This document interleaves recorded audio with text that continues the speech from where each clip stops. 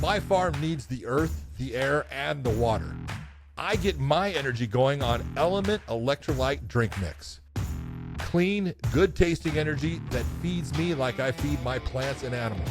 And after a long day on the tractor, when it's time to shoot the podcast, I drink LMNT so that I can stay energized and stay salty. Let's get it on.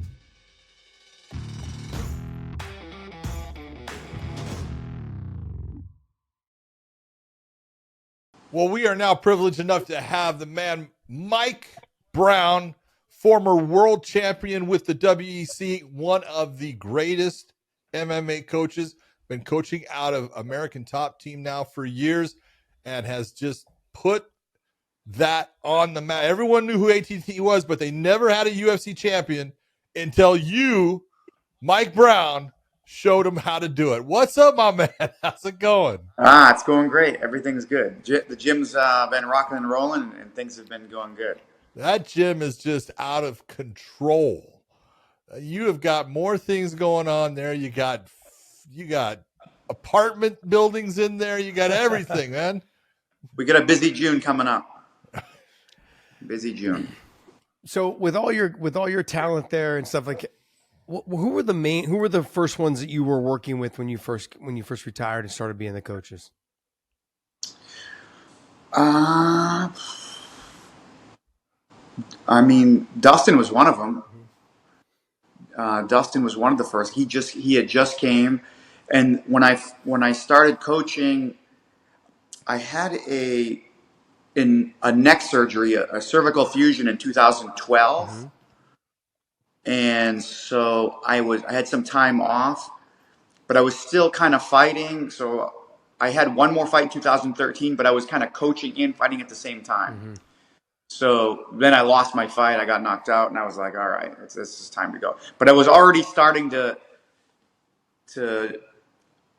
stick my toe in the water, and feel it out. And at that point, I worked with whoever wanted to work with me. And most of the guys were smaller guys, lighter guys around my weight class because, mm-hmm. I can train with them, I can roll with them, I can move with them.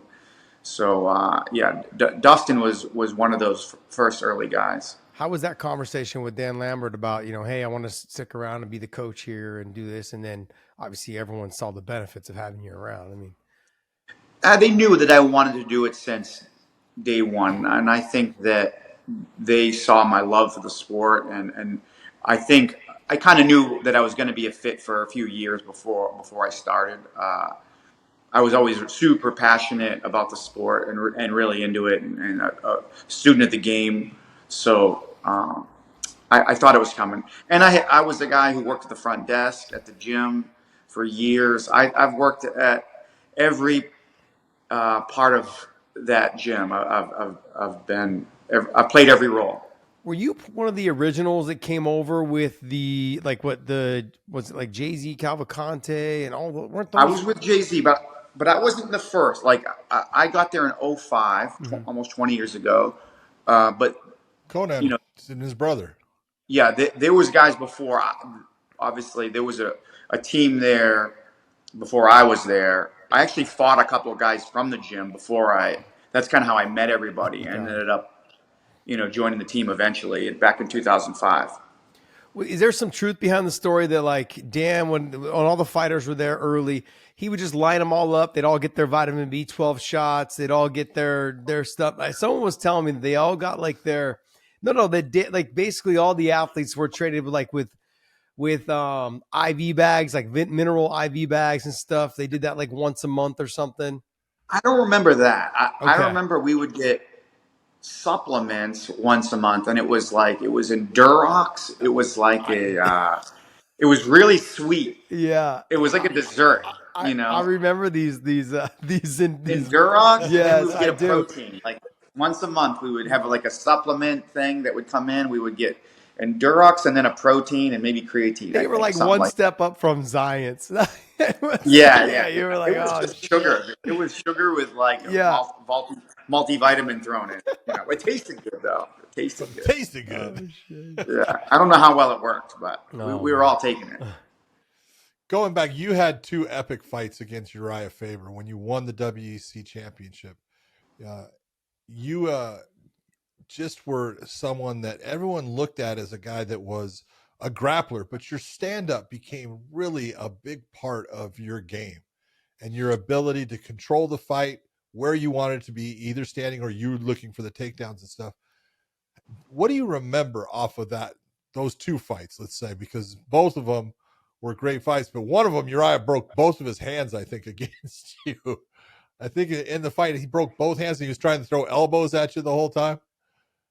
Yeah, I mean they were big fights. They're probably the most famous fights I were in. They're most popular. And what channel was it back in the day? It was Versus, Versus. right? So they would rerun those things all the time. So if you didn't catch it, chances are you caught it on the rerun. You know, if you're an MMA fan, you probably saw those fights around that time. They played them a lot. I mean, I was confident going into those fights. I was like, I trained with a lot of good guys at American Top Team. I trained with, I thought, some of the best guys in the world. And I trained with a lot of really good lightweights at the time. And I held my own with some of the best guys. So I knew what I was capable of. And going into those fights, I knew I was the bigger, stronger fighter. And I just couldn't imagine I was going to be in any type of trouble in that fight. I went into those fights confident. They did a lot for me. And luckily, they went my way. Times have changed though. This was like almost 20 years ago. Yeah. I first came across you when you fought Yves Edwards, because I was like, yeah, redemption, get it for me. So, you know what's funny? Go ahead. Sorry, no, you go ahead. No, it's your show, buddy. You go. So I remember I fought. I fought in the UFC like a one-off when I was early on, UFC 47. Big John was the ref. He came to my locker room. I was like starstruck the whole 9 yards. And I remember you fought. I think it was maybe Hermes on 46. That card. That was UFC 46. Okay, you were on 47, or I was. Or were you just there? They played it in the arena at UFC 47 because we were like the second or third. But you were there at 47. Yeah, I was there at 47. Yeah. Were you fighting or no? No. But I just remember seeing how big you were, and I mean, I knew I wasn't a 55 pounder, and I was like, you had like high level wrestling skills, and I'm like, there's no way I belong in here. I knew I didn't belong in there because I was a 45 pounder, but then I'm like, I saw you, and I'm like, I'm gonna do this, but I don't belong here. There was no opportunity at the time. I used to be big, man, and it's funny. Rogan talked about it on the show. He's when I fought Yves, when I fought other guys, man, Josh Thomson is probably the biggest lightweight I've ever seen. I only walked around 168, 170. I was never more than 172 ever. Yeah, I was a featherweight though, right? I was never. I was a little guy just fighting for the opportunity. A little guy, but dude, you were yoked. You're still yoked. Walking around. But hold on. Take a look at some of the guys, including Dustin. Yeah. I mean, Dustin was a featherweight. These guys. What the hell? These guys are enormous, He's man. Huge. Yeah, he was really young though at that time. He was like 20 years old. So he was young, needed the money, right? That's and reach. Reach is the big one. Like, anybody you can gain as much weight as you want, but you're never going to gain reach. These guys, I mean, like this new generation, like when Khabib came in, he was slender and but as he became a little bit older, like in that 26, 27, he filled out just so drastically. I mean, like he went from walking around probably 75 to like 88 within like 2 fights. And the same thing with Islam. Islam was like kind of smaller, and then because I trained with them. And so he was a little bit smaller, kind of, but still thick and muscular. But then as they got a little bit more mature, like 25, 26, they hit like their man phase. And man, it just, they blew up. And the same thing with Dustin. I remember the first time I ever trained with Dustin. I tell this story all the time. It was out at Frankie Edgar's in New Jersey. And Frankie needed 2 southpaws to help him get ready for Benson. And so Dustin was out there. I went out there. I was out there visiting my mom. I said, I'll give you some rounds, man. I was out there for a little over a week and a half. And I was like, who is this kid? He's like, oh, his name's Dustin Poirier. I'm like, oh, he's southpaw? Okay, cool. We were wrestling. I'm like, he's southpaw. Cool. It works better for my wrestling a little bit, this and that.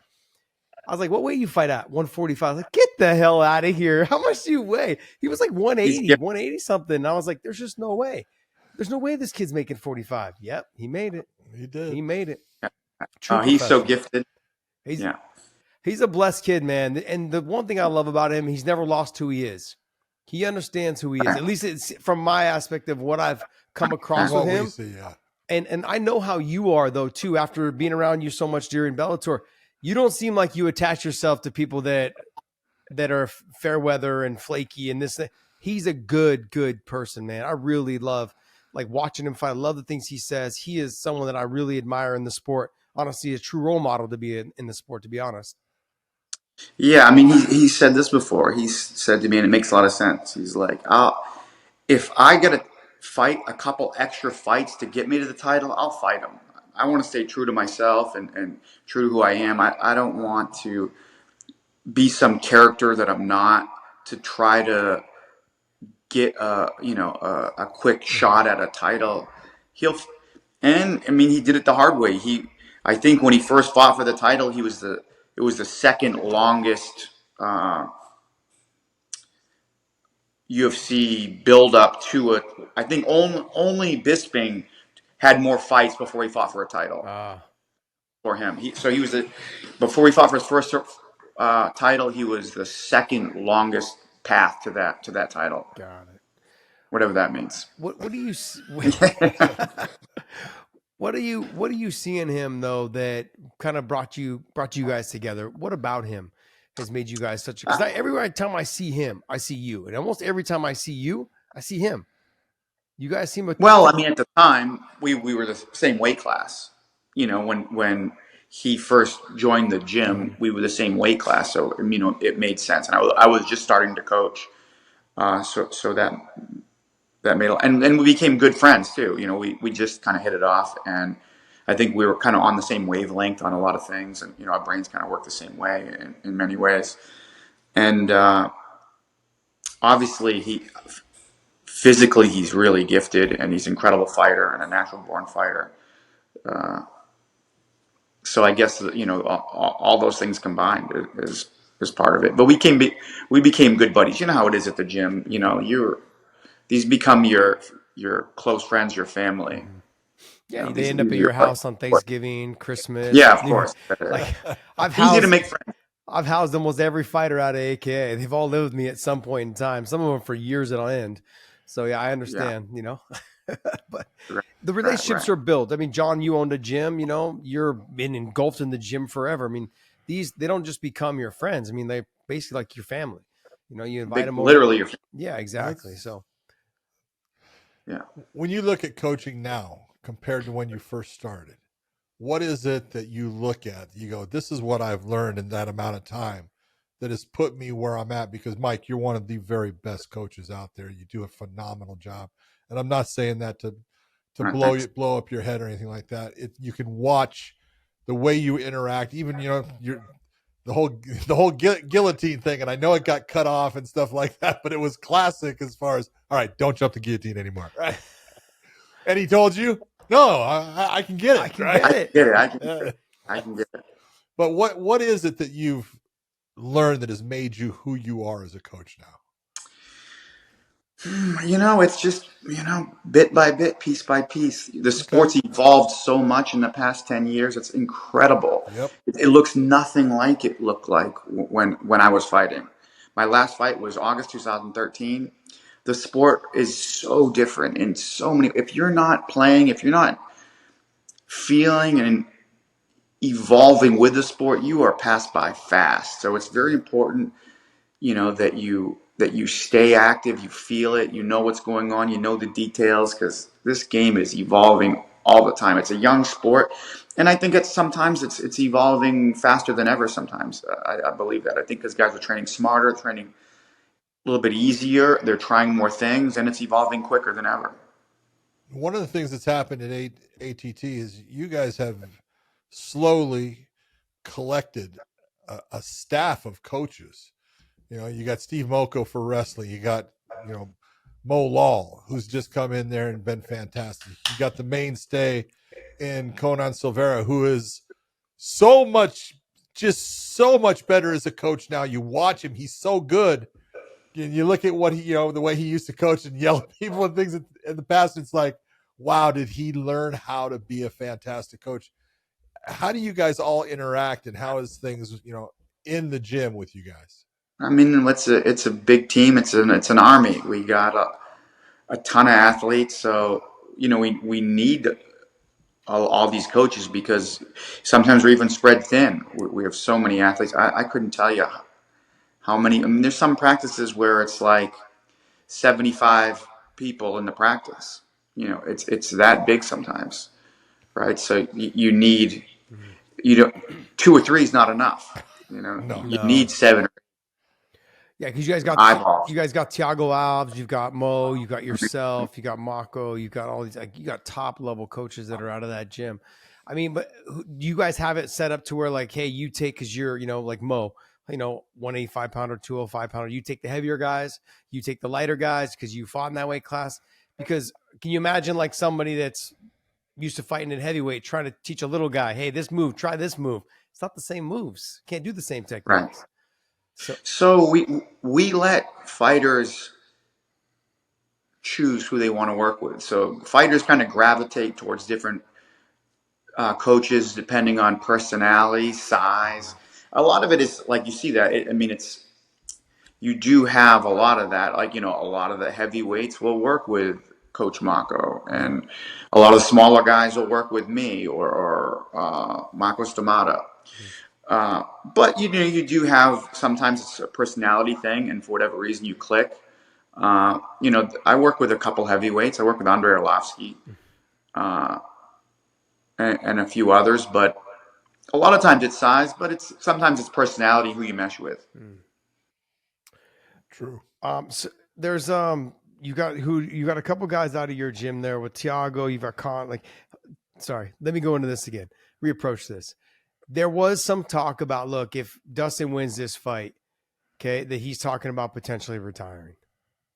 Can we stop that, please? Because he's 35. He's like right where he needs to be. And I know that he's had this, up and down, like right now at that very peak.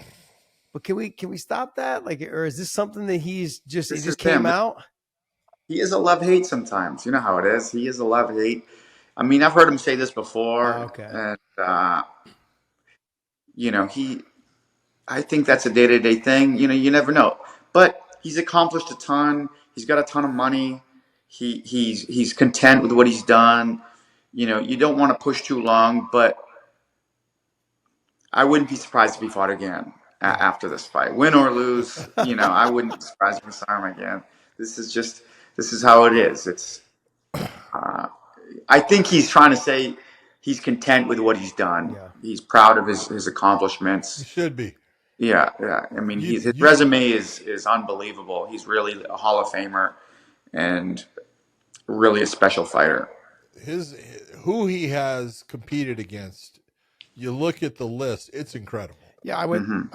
John, can I read it off for you right here? I'll read it off. Please. You got Max Holloway, Korean Zombie, Cub Swanson, Eric Koch, Brandao, Conor McGregor, Diego Ferreira, Yancy Medeiros, Joseph Duffy, Bobby Green, Michael Johnson, Jim Miller, Eddie Alvarez, Anthony Pettis, Justin Gaethje, Eddie Alvarez again, Max Holloway again, Habib. I mean, I go on. Connor, like Dan Hooker. 2 Justin Gaethjes in there. Yeah, like it's just like it's nuts. Chandler, Justin Gaethje again, Charles again, Benoit. I mean, like, go back to what you said. You said when you start, what was the first Eddie fight, right? Yeah. So Eddie Alvarez, a world champ. Who was the next after that? Anthony Pettis, world champ. Pettis, former world champ. Who's after that? Gaethje. World champ. Eddie Alvarez again. World champ. Max Holloway. World champ. Habib. World champ. Then you get Dan Hooker in the mix, and then you got 2 Connors. Then world champ. Charles Oliveira. World champ. Michael Chandler. World champ. World champ. Justin Gaethje again. World champ. Unbelievable, right? Yeah. Unbelievable run. It is. It's crazy.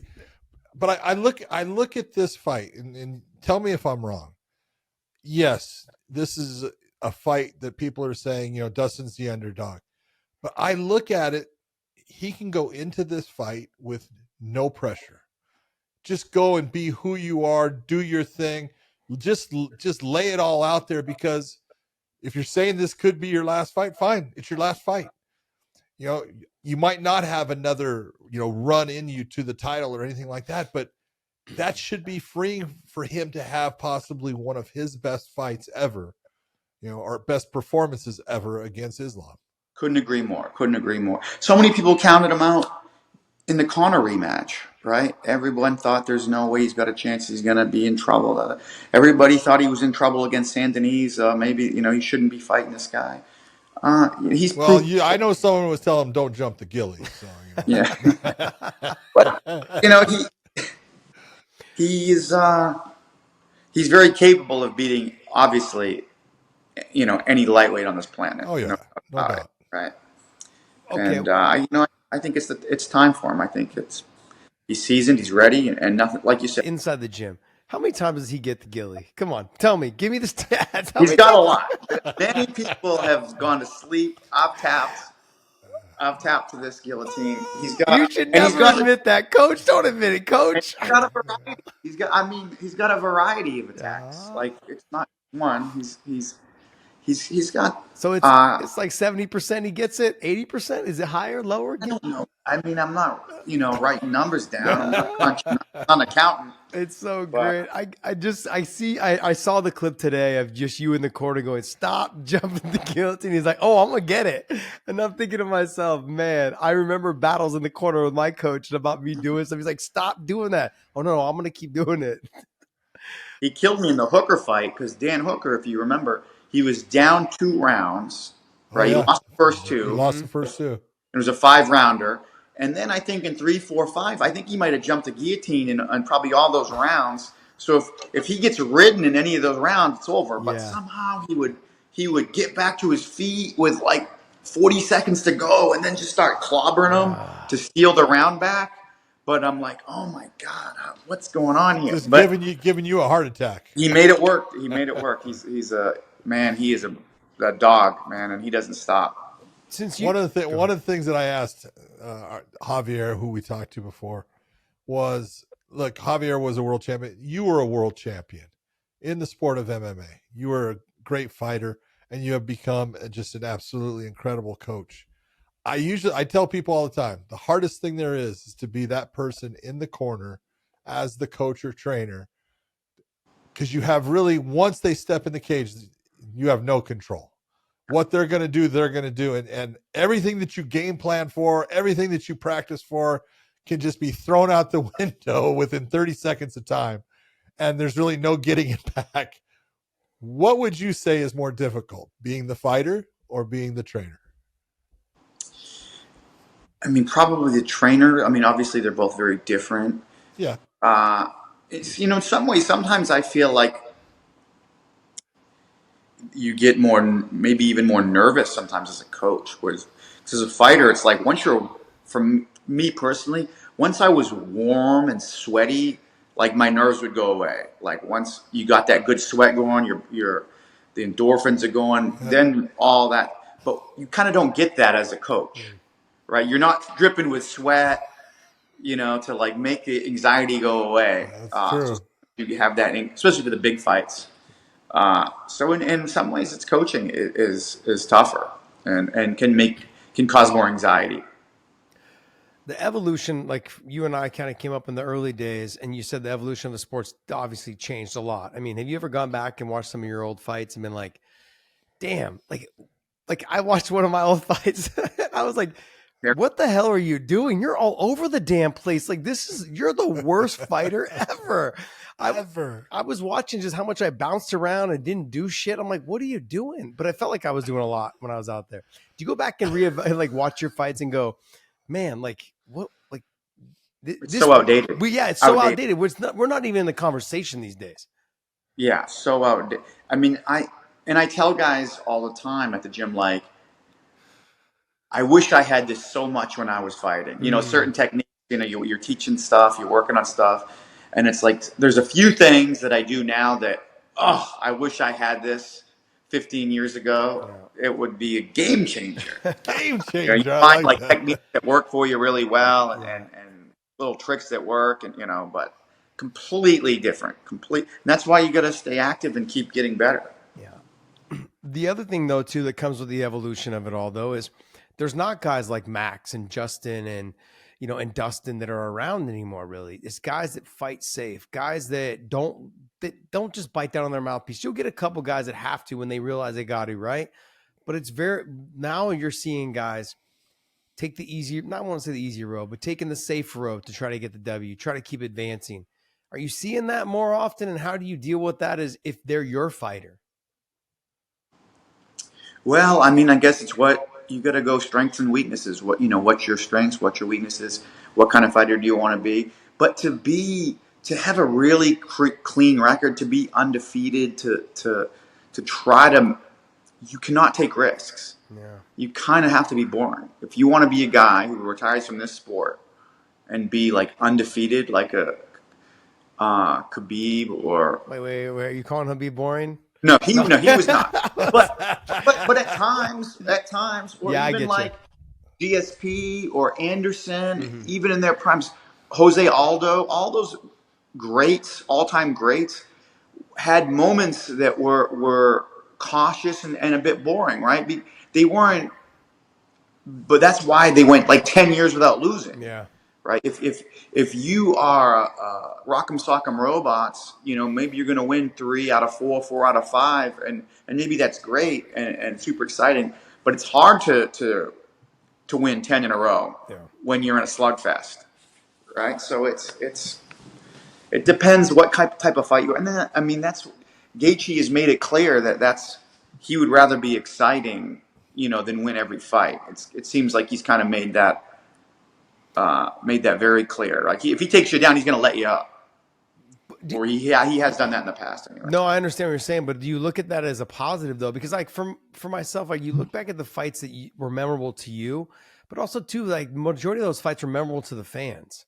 And yeah. I guess for us, that younger generation, we're old now, but we're the older generation, I should say, is that we were doing whatever we could to get people to tune in, get people to stay in the arena. Like we had to have exciting fights. Otherwise, people are like, that guy sucks. And you'll never watch that guy again, and people didn't come to the events. We were still trying to get people to watch the damn sport at the time. So we knew we had to be excited. Things have changed. I mean, millions of people are watching this sport now, and it's because of guys like Dustin and Justin and, and Max and, and Connor and Khabib and guys that have gone out there and laid it on the line. I mean, but so it's rare. But now we're seeing a little bit of the switch. The guys that are fighting a little bit more safe. It's very rare to see the guys like a Dustin all the time. I don't know what's right or wrong. I see benefits of both. I see,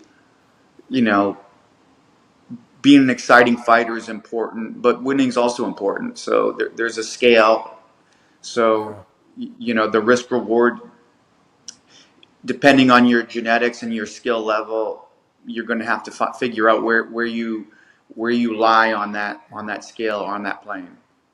Well, all right. I'm going to ask you this, since you have been on the other side, breaking down both of these guys. You got Michael Chandler is going to be facing Conor McGregor coming up. You knew when Dustin was going to fight Chandler. Chandler may not fight the smartest all the time. May not.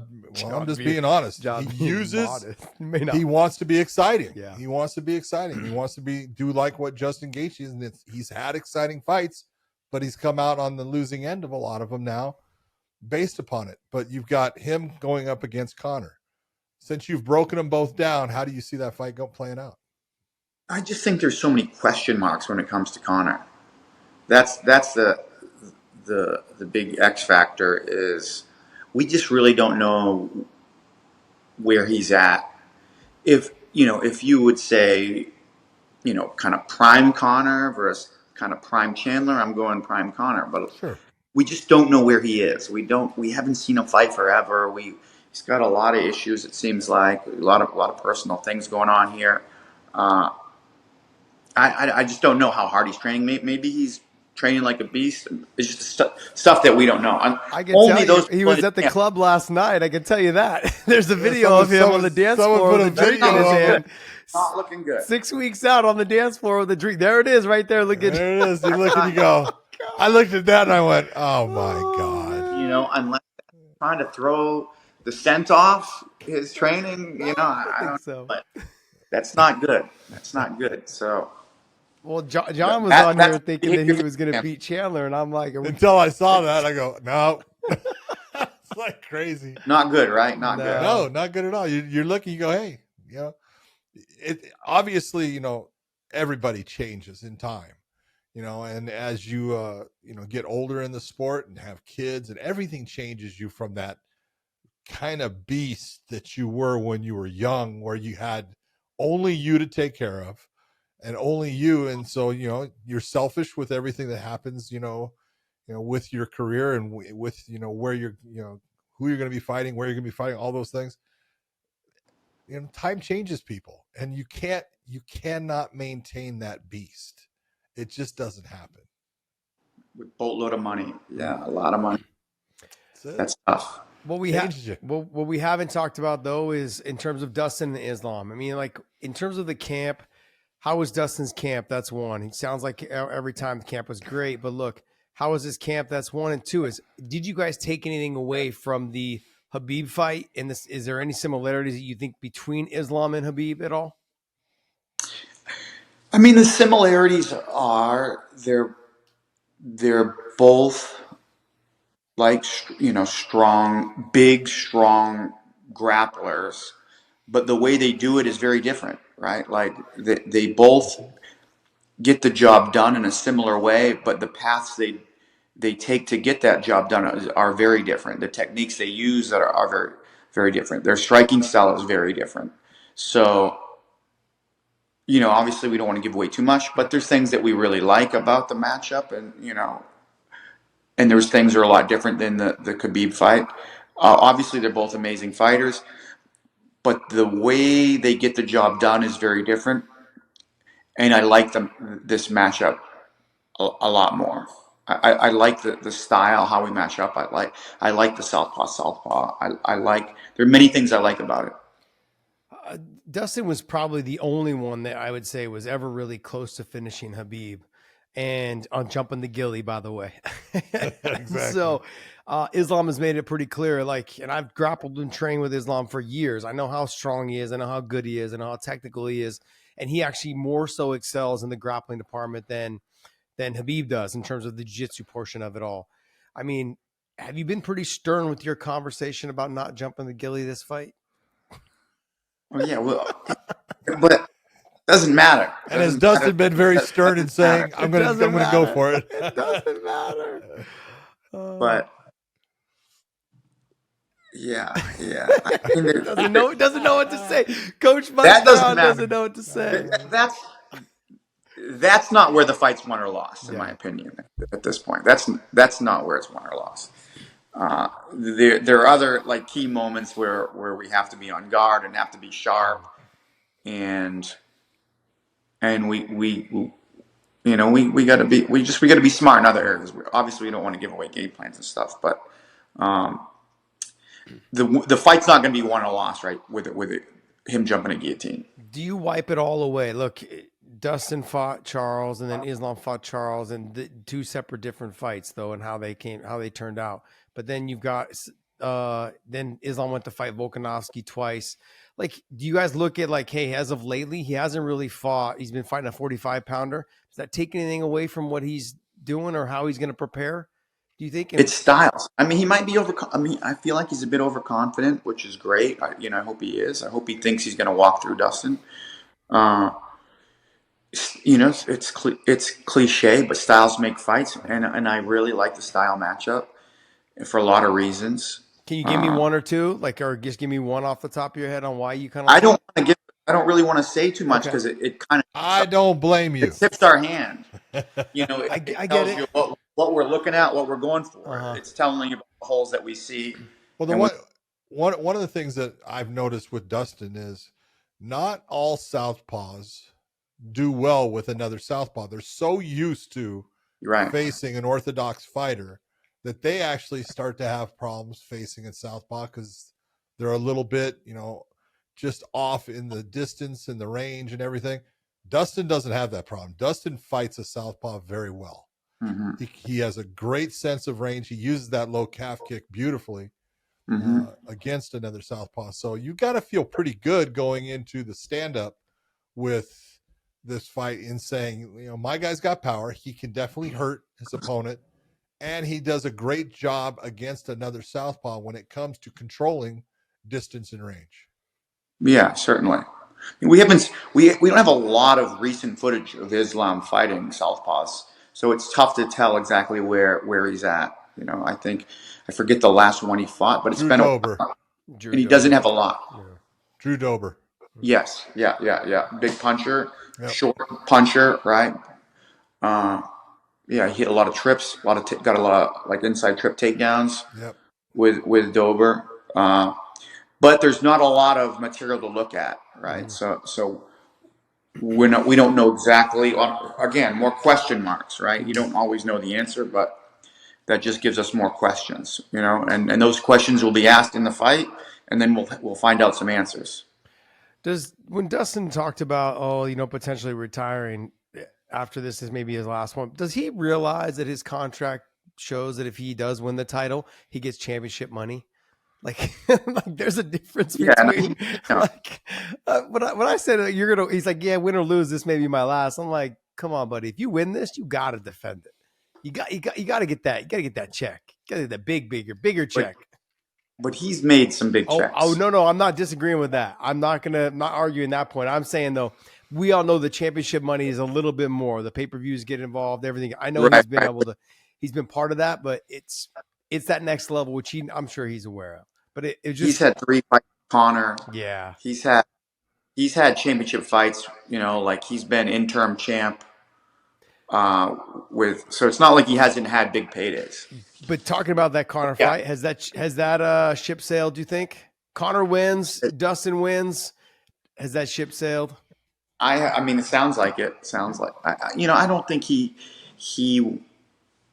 is looking to go a lot longer. Who knows? Maybe he will, maybe he won't. But that's a tough question. That's something you'd have to ask him.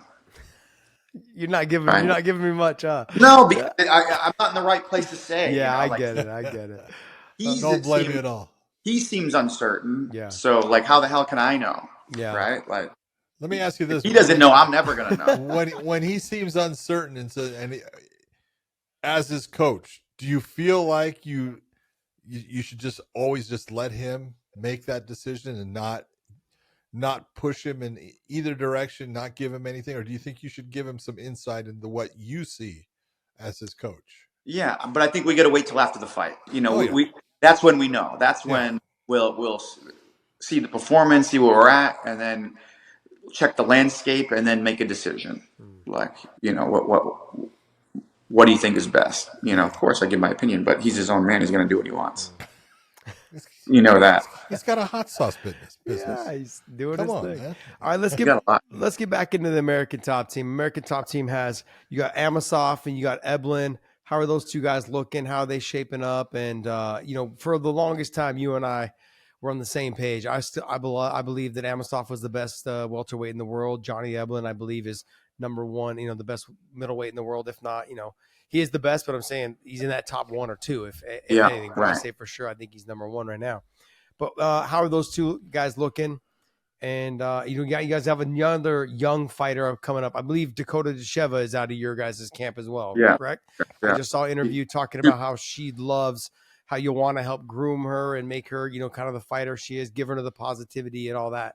So can you give us some insight on those 3 fighters? Well, she's super talented. When you're a female and you started a combat sport at a very young age, you're at a huge advantage. So her mom was a world champion kickboxer. So she started kickboxing at a very young age and has been doing it her whole life.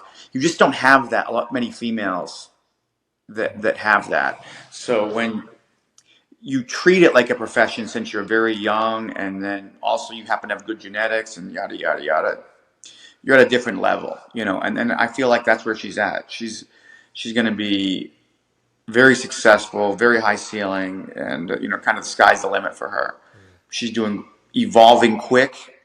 She's down here, I think full time. She's been here for quite a bit of time, and not afraid of anything. Obviously, she's an elite striker, but not afraid to wrestle with anybody, scrapping it out with our best girls, our best guys, whatever. So no, Dakota is elite female, elite.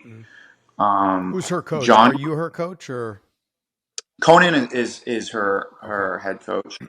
I help her out. She comes to my classes. I work with her a couple times a week, and she's developing really fast, really fast. Johnny, the guy's a sponge. You know, he's always evolving. He's such a good training partner, a great sparring partner. Everybody wants to train with him. So he works with everybody. He has a good feel for how hard to go, hard enough to get better but not kill one another. So he's going with everybody all the time, from anywhere from like heavyweights to guys like Dustin. Everybody loves going with him. So he's getting rounds with everybody. And he's, picking people's brains and they're picking his. So he develops faster than most and continue to grow. And I think he's the best middleweight on the planet. I really do. Yaroslav is still in the Ukraine. He's training again. I know he took a lot of time off after that last fight. He hasn't been back to ATT yet. I've chatted with him. I believe he plans on coming back. But as of now, he hasn't been back. And I think he took, the remainder of the year off after the fight. And then he just got back into training and he's working on his skills. And he just had another baby too, I think. Yeah. I believe so, yeah. He is obviously a super special guy and had, perfection for a long, long time. So I'm sure he's reevaluating things and wants to continue that perfection when he gets back into the cage. But I've learned a ton from the guy, That's one great thing we have at ATT. We have fighters from all over the planet, and they're bringing great ideas to us. So I've learned a lot from him and a lot of the other great fighters that are coming to us. So I'm kind of lucky. You have another guy that is over at ATT that's got a championship fight coming up in Alexander Shabley, who has just been phenomenal. Yeah. He is so sharp right now. Oh, he's one of the best lightweights on the planet, easily. No doubt. He's so good, unbelievably good.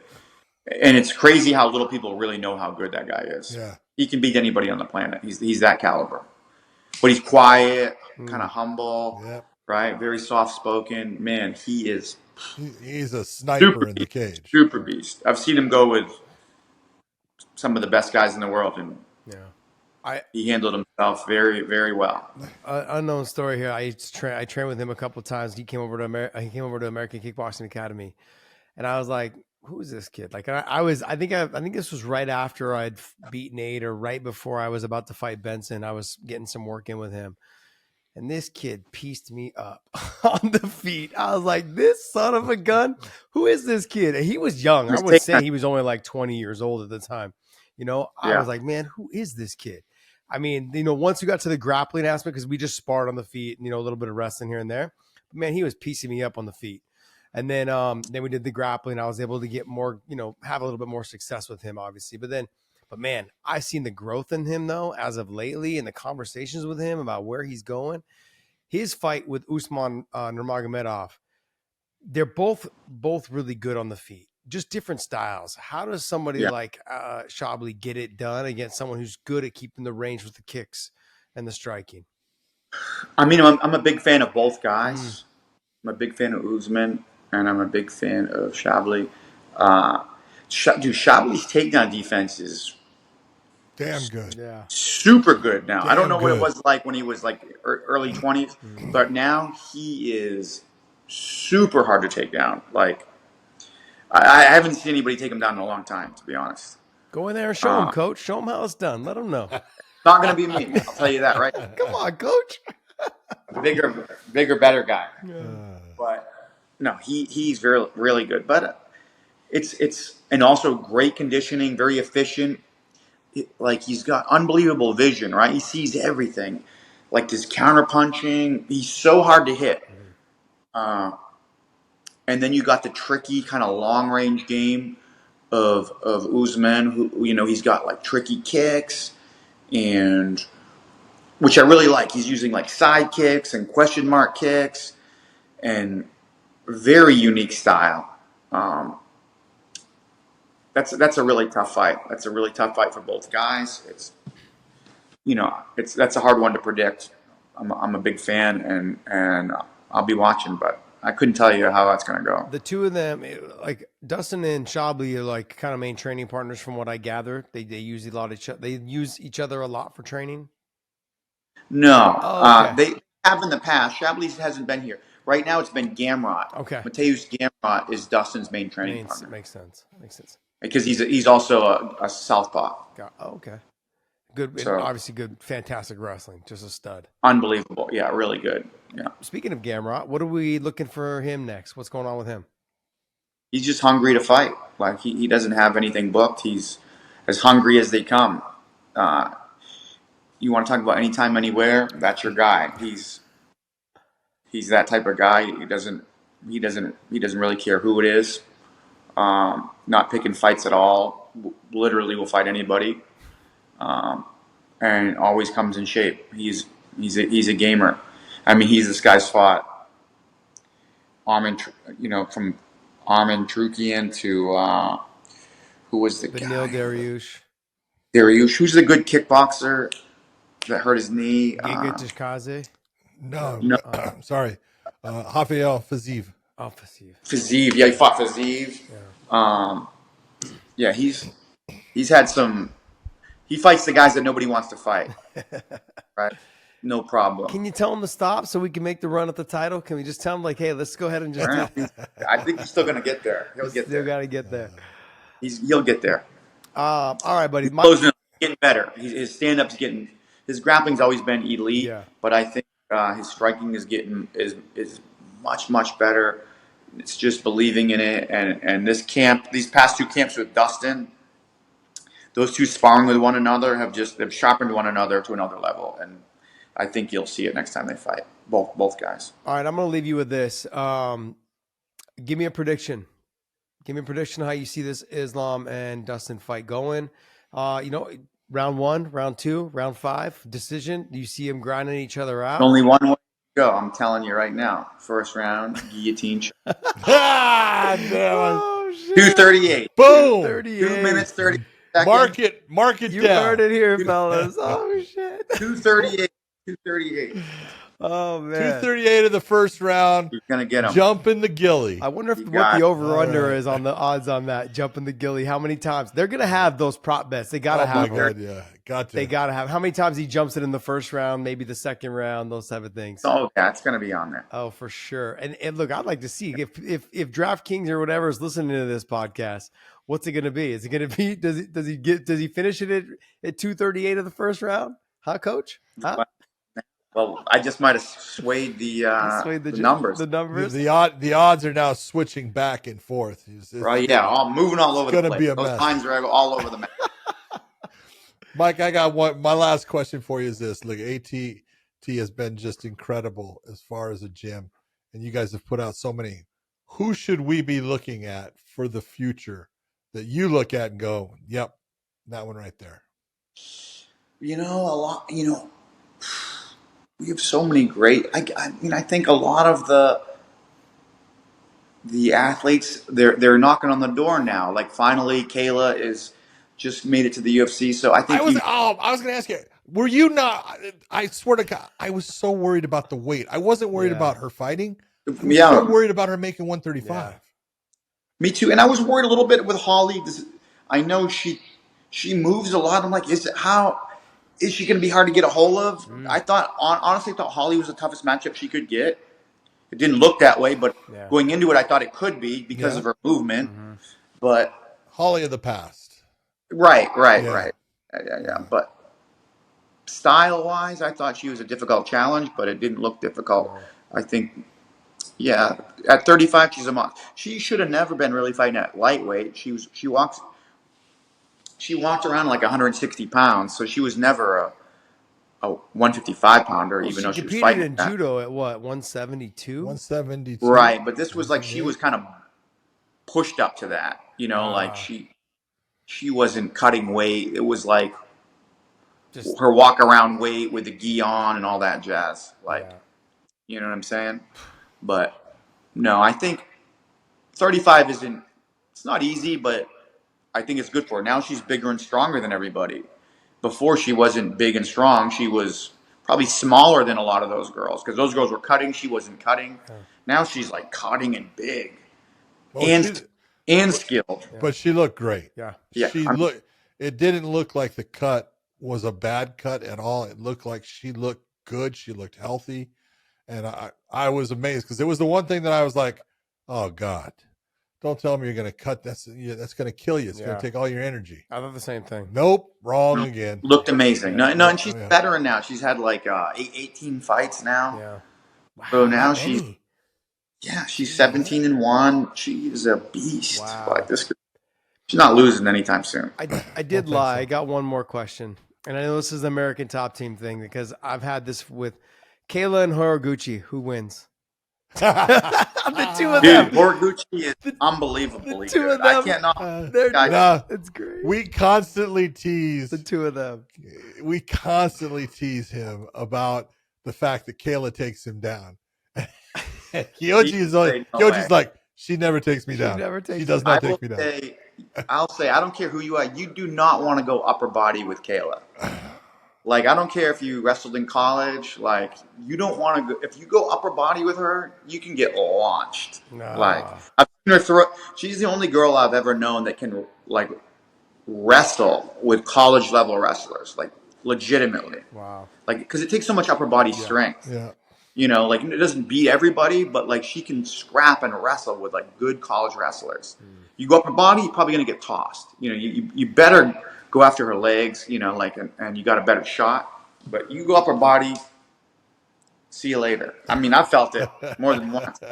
Right? She can throw people big time. Mike Brown was traveling Kayla Harrison Airlines first Yeah. class. Yeah.